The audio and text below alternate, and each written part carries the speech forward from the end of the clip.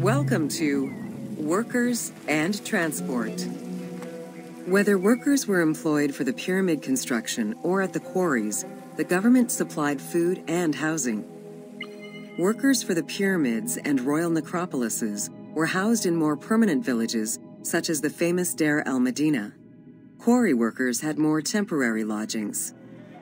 All skill levels were needed and utilized, from basic work hands to prepare the gypsum, to brickmakers and sand carriers, to skilled stonemasons to shape the blocks.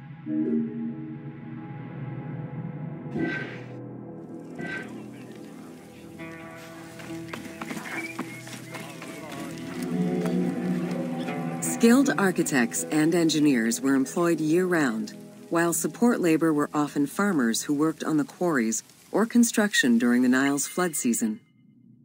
The basic laborers were hard-working and versatile. Many may have been farmers who joined the construction during the off-season. Hieroglyphs found in the work villages listed assigned job titles.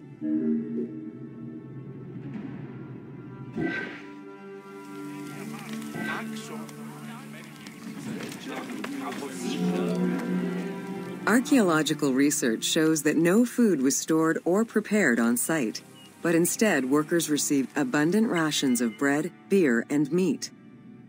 These rations were taken care of by an administration outside the village.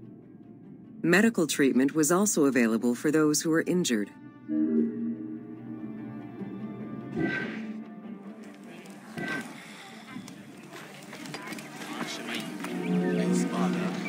While some quarries were close to the Nile, others were located across the desert and required long expeditions. These expeditions were sanctioned by the state. They involved complex logistics and required many participants. Transporting a block by land meant that workers had to overcome the weight and friction of the load. To solve this, they first dug a track in the ground. This path was sometimes reinforced with rails upon which a sled, used to ferry the blocks, would be pulled.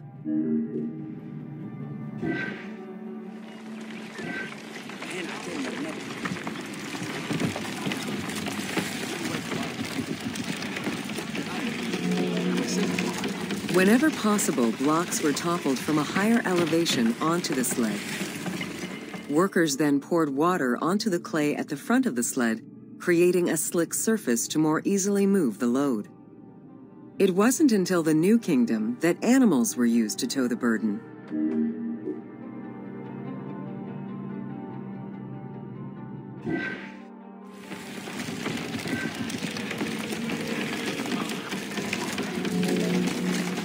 During flood season, the Nile was at its largest and deepest, which allowed the transportation of the heaviest and biggest loads. Quarries close to the river had troughs dug out to deliver the stones to the shoreline.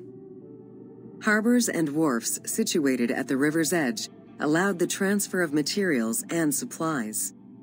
Harbor warehouses accommodated additional stocks of stone so that they were available for the winter sailing season.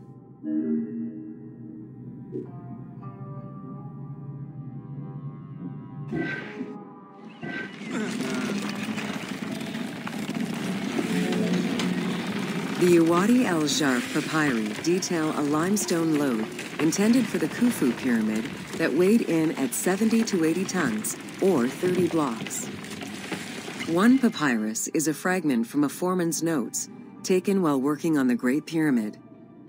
It details the transportation of limestone blocks from the Tura quarries to the construction site of the pyramid. The other papyri are shipping logs containing archives of the sailors assigned to sail the Red Sea and the Nile.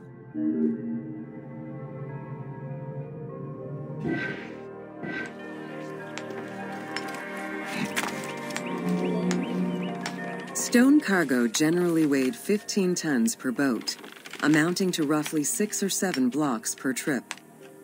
For heavier loads such as obelisks, monolithic pillars, or gigantic statues, larger boats were used. These transports are the ones typically showcased on temple walls.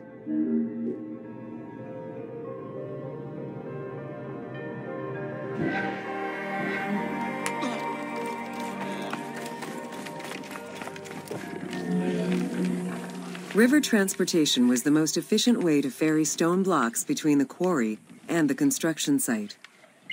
Blocks were transported by flotillas of several types of boats. The most detailed illustration of transport by river is a relief of Queen Hatshepsut's barge with an accompanying flotilla.